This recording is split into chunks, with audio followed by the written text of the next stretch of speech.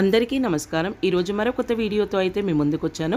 ఈ వీడియో వచ్చేసి సంక్రాంతి నోములు అర్నకొండలో ఉండే నార్ల వీరేశం లావణ్య గారి పుత్రుడైన ఆదిత్యతో కోరుట్లలో ఉండే కొత్త శంకరయ్య లత గారి కూతురు దీప్తికి ఈ సంవత్సరం పెళ్లి జరిగింది కదా। అయితే వాళ్ళది మొదటి సంవత్సరం కాబట్టి సంక్రాంతి నోములు పెళ్లి నోము నోంపిస్తున్నారు। ఈ పెళ్లి నోముకని అత్తింటి వాళ్ళు కోడలికి సంక్రాంతి కట్నాలు తీసుకెళ్లారు। దానికి సంబంధించిన వీడియో ఫ్రెండ్స్, వీడియో అయితే ఎక్కడ స్కిప్ చేయకుండా చూడండి। ఎందుకంటే కోడలికే కాకుండా వియ్యపురాలు కోడలికి కూడా నోములు తీసుకొచ్చారు।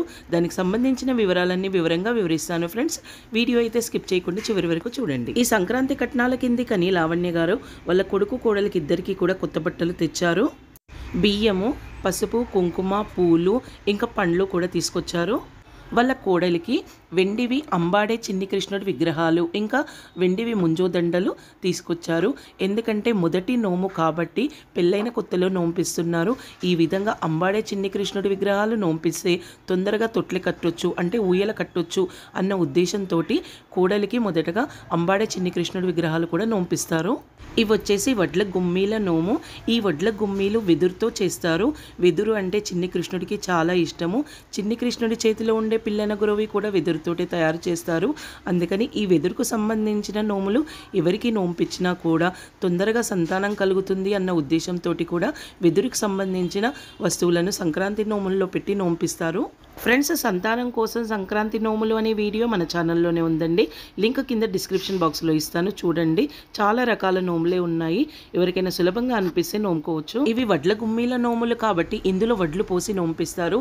వడ్లు నోంపించడం అంటే స్వయాన ఆ ధాన్యలక్ష్మిని పూజించడమే కదా। మొదటి సంవత్సరం సంక్రాంతికి కొత్త పంట వస్తుంది కాబట్టి ఆ ధాన్యలక్ష్మికి ఈ విధంగా కొత్త పెళ్లి కూతురుతో నోమించి పూజ చేస్తారు। చేయడం వల్ల కూడా మంచి జరుగుతుంది, ఇల్లు నిండుగా ఉంటుంది అని చెప్పేసి ఈ వడ్ల గుమ్మీల నోము నోంపిస్తారు। ఫ్రెండ్స్, ఈ వడ్ల గుమ్మీల నోముకు సంబంధించి ఫుల్ వీడియో కూడా మన ఛానల్లోనే ఉందండి।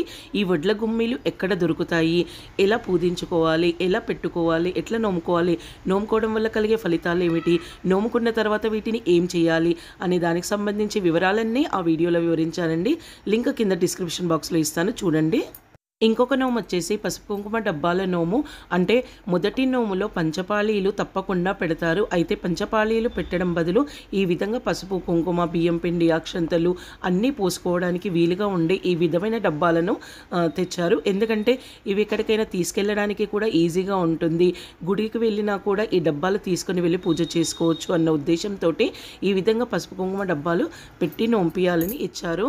ఇంకొక నోము వచ్చేసి గోధుమ పిండి జబ్బాల నోము। అంటే మనం పిండి తడుపుకుంటాం కదా, ఆ విధంగా గోధుమ పిండి పోసి జబ్బాలు పెట్టి ఇచ్చారు। ఇది వచ్చేసి బతుకమ్మల ప్లేట్లు ఇంకా పంచపాత్ర అంటే తప్పుకోస్తాలి ఉద్దరిని పెట్టి నోమించడము। ఇక ఇది వచ్చేసి పోచమ్మ జల్లెడ్ల నోము।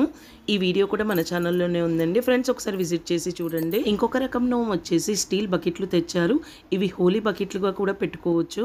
ఇక ఇవి పాల క్యాన్లు, ఆయిల్ క్యాన్లు కూడా పెట్టుకుంటారు। ఇవి డిష్ల లాగా తెచ్చారు, అంటే అందరికీ ఇస్తే యూజ్ అవుతుంది కదా అని చెప్పేసి పెద్ద గిన్నెలుగా తెచ్చారు। ఇలా అన్ని రకాలు కలిపి లావణ్య గారు వాళ్ళ కోడలికి 21 రకాల సంక్రాంతి నోములు తీసుకొచ్చారు।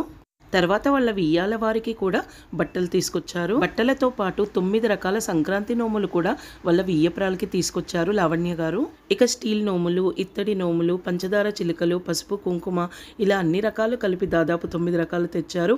అయితే వియ్యాల వారి కోడలికి కూడా 3 రకాల సంక్రాంతి నోములు తీసుకొచ్చారట। ఫ్రెండ్స్, చూశారు కదా, అర్నకొండలో ఉండే నార్ల వీరేశం లావణ్య గారు వాళ్ళ కోడలికి సంక్రాంతి కట్నాలు తీసుకెళ్లారు, దానికి సంబంధించిన వీడియో। ఫ్రెండ్స్, మీలో కూడా ఎవరైనా ఈ విధంగా సంక్రాంతి కట్నాలు తీసుకెళ్తే ఏమేమి తీసుకెళ్లారు, ఎన్ని రకాలు తీసుకెళ్లారు అనేది కామెంట్ చేసి చెప్పండి ఫ్రెండ్స్, ఈ వీడియో చూస్తున్న వాళ్ళలో ఎవరైనా ఇప్పటి వరకు మా ఛానల్ని కనుక సబ్స్క్రైబ్ చేసి ఉండకపోతే సబ్స్క్రైబ్ చేయండి, పక్కన ఉన్న బెల్ ఐకాన్ని క్లిక్ చేయండి। మేము పెట్టే కొత్త వీడియోస్ నోటిఫికేషన్స్ మీరు చూడగలుగుతారు। అలాగే వీడియోకి ఒక లైక్ ఇవ్వండి, వీడియో ఎలా ఉందనేది కామెంట్ చేసి చెప్పండి। మరో కొత్త వీడియోతో మేము ముందుంటాను।